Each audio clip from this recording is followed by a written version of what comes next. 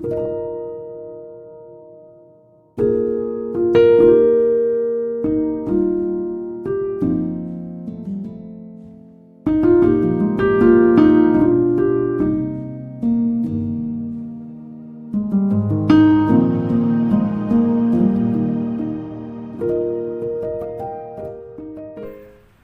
Tuhan, salam sejahtera di dalam kasih Tuhan kita Yesus Kristus. Shalom saudaraku yang dikasihi oleh Tuhan. Pada pagi hari yang indah ini, sebelum kita beraktivitas dan melakukan setiap tanggung jawab kita, saya mengajak kepada kita semuanya untuk kita mengawali hari kita dengan persekutuan pribadi dengan Tuhan melalui pembacaan dan perenungan akan kebenaran firman Tuhan. Saya percaya saudaraku, hanya melalui firman Tuhan sajalah iman kita dapat hidup.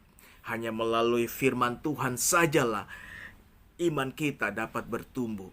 Hanya melalui kebenaran firman Tuhan sajalah hidup kita akan terarah dan kita tetap melangkah di dalam rel kebenaran Tuhan. Dan saat ini, sebelum kita merenungkan kebenaran firman Tuhan, saudara, saya mengajak kepada kita semuanya untuk kita mengawali program ini di dalam doa terlebih dahulu. Mari kita satu dalam doa. Tuhan Yesus, kami datang dalam hadirat-Mu pada pagi hari ini dengan satu kerinduan dan kehausan, yaitu kami rindu dan haus akan kebenaran firman-Mu. Itu sebabnya pada pagi hari ini ya Tuhan, sebelum kami beraktivitas, kami mau bersekutu dengan Engkau secara pribadi melalui pembacaan dan perenungan akan kebenaran firman-Mu. Kami percaya bahwa firman-Mu ini dapat kami jadikan prinsip dan pedoman di dalam kehidupan kami, sehingga kami dapat kuat dan tidak terombang-ambingkan dengan segala godaan dunia. Di dalam nama Yesus berfirmanlah ya Allah, kami siap mendengarkannya. Di dalam nama-Mu, nama yang ajaib, yaitu nama Tuhan kami Yesus Kristus. Haleluya, kami sudah berdoa. Sama-sama kita katakan amin. Mari kita buka Alkitab kita pada pagi hari ini, saudaraku yang terkasih. Renungan kita terdapat di dalam kitab Injil Yohanes, pasalnya yang ke-20, ayatnya yang ke-24, sampai kepada ayatnya yang ke-31. Di sana kita melihat perikopnya adalah tentang Yesus menampakkan diri kepada Thomas. Firman Tuhan menuliskan begini, saudaraku. Tetapi Thomas, seorang dari ke-12 murid itu yang disebut Didimus, tidak ada bersama-sama mereka ketika Yesus datang ke situ. Maka kata murid-murid yang lain itu kepadanya, "Kami telah melihat Tuhan." Tetapi Thomas berkata kepada mereka, "Sebelum aku melihat bekas paku pada tangannya, dan sebelum aku mencucukkan jariku ke dalam bekas paku itu, dan mencucukkan tanganku ke dalam lambungnya, sekali-kali aku tidak akan percaya." Ayat 26. 8 hari kemudian murid-murid Yesus berada kembali dalam rumah itu, dan Thomas bersama-sama dengan mereka. Sementara pintu-pintu terkunci, Yesus datang dan ia berdiri di tengah-tengah mereka dan berkata, "Damai sejahtera bagi kamu." Kemudian ia berkata kepada Thomas, "Taruhlah jarimu di sini dan lihatlah tanganku. Ulurkanlah tanganmu dan cucukkanlah ke dalam lambungku. Dan jangan engkau tidak percaya lagi, melainkan percayalah." Ayat 28. Thomas menjawab dia, "Ya Tuhanku dan Allahku," kata Yesus kepadanya. "Karena engkau telah melihat aku, maka engkau percaya. Berbahagialah mereka yang tidak melihat," kata firman Tuhan, "namun percaya." Ayat 30. Memang masih banyak tanda lain yang dibuat Yesus di depan mata murid-muridnya yang tidak tercatat dalam kitab ini. Tetapi semua yang tercantum di sini telah dicatat supaya kamu percaya bahwa Yesuslah Mesias Anak Allah, dan supaya kamu oleh imanmu memperoleh hidup dalam namanya. Berbahagialah mereka yang mendengar dan melakukan setiap apa yang dikatakan kebenaran firman Tuhan. Jadi bukan mendengar untuk melupakan, melainkan sungguh-sungguh melakukannya di dalam kehidupan sehari-hari.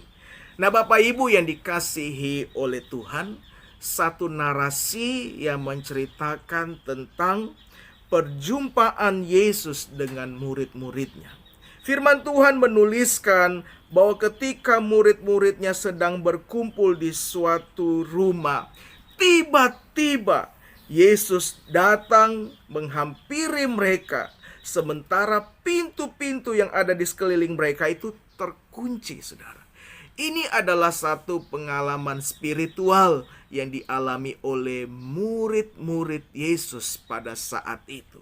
Dan kalau kita melihat di dalam ayatnya yang ke-24 sampai kepada ayatnya yang ke-25, di sana kita mendapati sebuah penjelasan bahwa sebelum Yesus menampakkan diri di dalam narasi ini, saudara, Yesus sudah pernah menampakkan diri kepada murid-muridnya, di mana pada saat itu Thomas tidak hadir. Dan murid-murid saat itu menceritakan pengalaman mereka berjumpa dengan Tuhan kepada Thomas yang disebut Didimus, kata firman Tuhan. Ayat 25 bilang begini, maka kata murid-murid yang lain itu kepadanya, kami telah melihat Tuhan. Tetapi Thomas berkata kepada mereka, sebelum aku melihat bekas paku pada tangannya, dan sebelum aku mencucukkan jariku dalam bekas paku itu dan mencucukkan tanganku ke dalam lambungnya, sekali-kali aku tidak akan percaya. Sebuah percakapan yang terjalin di antara sesama murid Yesus. Tokoh utama yang muncul di sini adalah Thomas, saudara.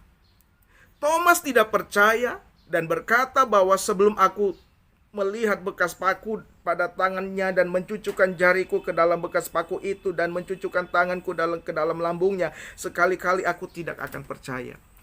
Pada saat mereka bercakap-cakap, Yesus belum hadir pada saat itu. Tetapi ketika Yesus menampakkan dirinya kepada perkumpulan mereka saat itu, firman Tuhan menuliskan mereka berkumpul di dalam rumah yang sama dan pintu-pintu terkunci, dan Yesus datang tiba-tiba berdiri di tengah-tengah mereka.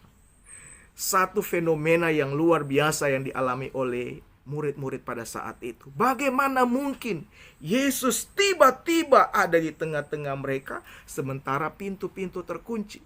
Bagaimana caranya Yesus masuk? Inilah yang membuktikan bahwa Yesus itu adalah Mesias Anak Allah. Yesus adalah Tuhan yang hidup, yang berkuasa, yang dapat melakukan segala sesuatu. Berikutnya, saudara, waktu Yesus hadir di tengah-tengah mereka dan berkata, damai sejahtera bagi kamu, Yesus langsung berkata kepada Thomas. Coba lihat. Dia berkata, taruhlah jarimu di sini dan lihatlah tanganku, ulurkanlah tanganmu dan cucukkanlah ke dalam lambungku, dan jangan engkau tidak percaya lagi, melainkan percaya. Waktu percakapan murid-muridnya dengan Thomas, Yesus tidak hadir. Tetapi bagaimana mungkin, bagaimana caranya Yesus tahu apa yang dikatakan Thomas? Ini menunjukkan dan membuktikan bahwa Yesus itu adalah Allah yang maha tahu. Dia tahu segala sesuatu, termasuk apa yang ada di dalam hati manusia. Amin, saudaraku. Yesus tahu bahwa Thomas tidak percaya bahwa dia sudah bangkit. Yesus tahu bahwa Thomas tidak yakin sebelum dia melihatnya. Dia tidak yakin apa yang dikatakan oleh saudara-saudaranya itu sesama murid Yesus. Tetapi dengan kehadiran Yesus, Yesus membuktikan bahwa dia hidup. Amin, saudaraku. Berikutnya di dalam ayatnya ke-28, Thomas menjawab, ya Tuhanku dan Allahku, kata Yesus kepadanya. Engkau telah melihat aku, maka engkau percaya. Berbahagialah mereka yang tidak melihat namun percaya. Sampai kepada ayatnya yang ke-31, saudara, ada satu kata yang sering diulang-ulang di sana, yaitu tentang percaya. Di dalam bahasa Yunani, kata percaya di sini memakai kata pisteo. Pisteo itu artinya apa? Pisteo itu artinya begini, keyakinan yang penuh, keyakinan yang mutlak, tanpa adanya keraguan-raguan.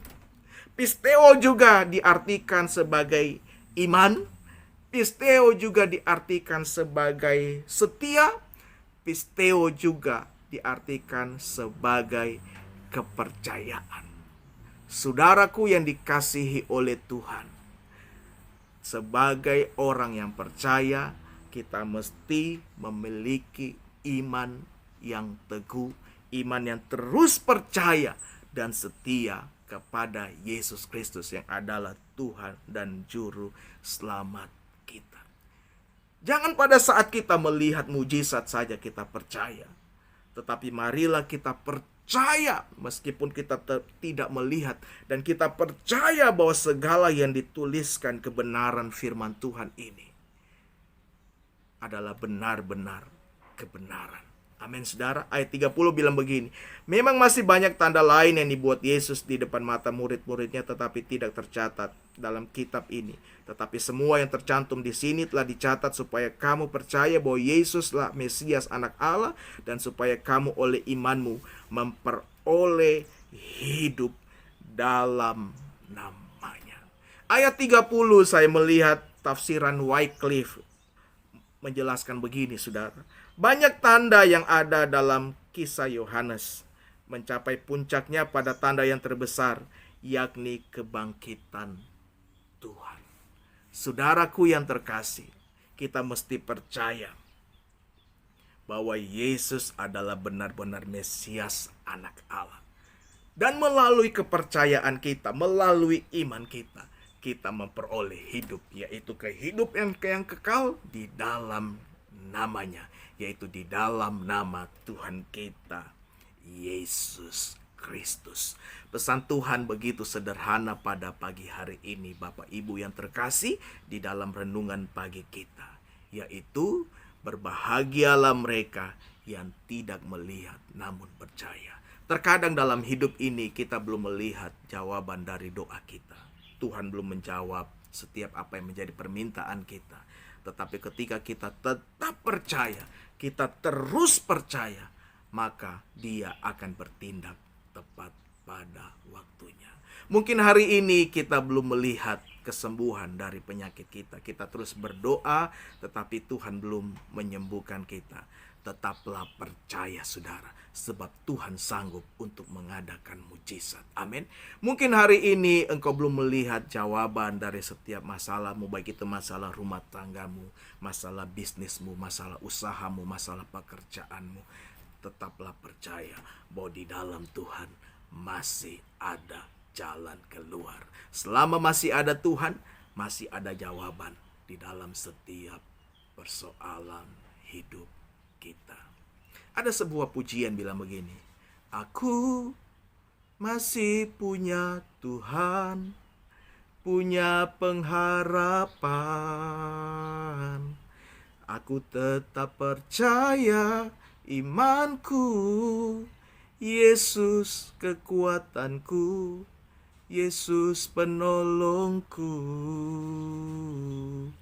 Aku masih punya Tuhan. Mari kita satu dalam doa. Kami percaya bahwa sampai saat ini kami masih mempunyai Tuhan yang hidup, Allah yang berkuasa, Allah yang sanggup melakukan segala sesuatu melebihi dari yang dapat kami pikirkan. Itu sebabnya pada hari ini kami mau berkata di dalam doa kami, Tuhan, kami masih percaya bahwa Engkau sanggup untuk melakukan segala hal. Mujizat-Mu masih berlaku dalam hidup kami. Dalam nama Yesus, setiap orang yang percaya, yang menyaksikan program ini, Tuhan berkati. Yang sakit Tuhan sembuhkan, yang berduka Tuhan hibur, yang membutuhkan mujizat Tuhan kerjakan mujizat. Di dalam nama Yesus. Haleluya. Amin. Tuhan Yesus memberkati kita. Haleluya.